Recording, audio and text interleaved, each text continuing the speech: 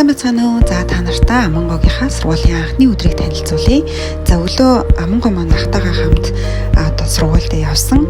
Миний хувьд ч гэсэн бас охин хүү хоёроо бас ямар хөө явж байгаа болов гэдгийг сонирхоод араас нь бас дагсан.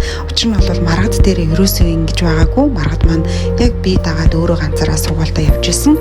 За энэ удаад бас сургуулийн байдал ямар хөө байдг юм болоо бас сонирхож үзьгээд бас дагсан. За ингээд сургуультай явж байгаа нэгдүгээр ангийн сурагчид бол яг өөртөө одоо өөрийнхөө хэрэглээний бүхий л зүйлийг ингээд өөрөө аваад явна. Одоо хичнээн хүнд байсан ч гэсэн энэ бол хариуцлага өөрийн юм өөрөө авч явна гэсэн одоо дүрм журамтай байдаг. За өглөө бол одоо яг хүүхдүүдийг явах одоо яг цагт эргүүлийн цаг тамаар гарцсан дээр гараад замын хөдөлгөөнийг зохицуулдаг. Мөн сургуулийн эргэн тойрон одоо машинтай эргүүлийн цаг тамаар явдаг.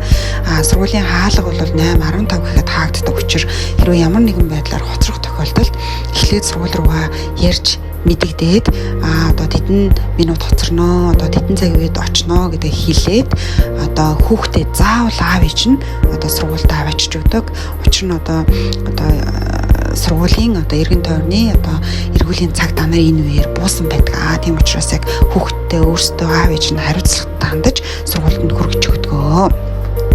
За ийм гоё дүрм журамтай, хариуцлагатай цаг барьдаг гэд маш гоё хүмүүжлийг одоо суулгаж өгдөг. Сургуулийн амьдралд одоо манай охин маань ингээд орлоо. Тэгээд хүүдэрээ болуулстай яг юу болоод өнгөрсөн мэддэхгүйгээр л он жилүүд өнгөрч тэгээд бас хөрхэн туршлага суусан байна. Охин дээр одоо энэ үед нь ингээд тэр үед нь тэгдэг гэд бас сонирхолтой зүйлүүдийг та бүхэндээ гоё хуваалцаад явдаг юм уу гэж бодлоо. Хүүдэрээ бол бараг хуваалцах завгүй л бас өнгөрчээ.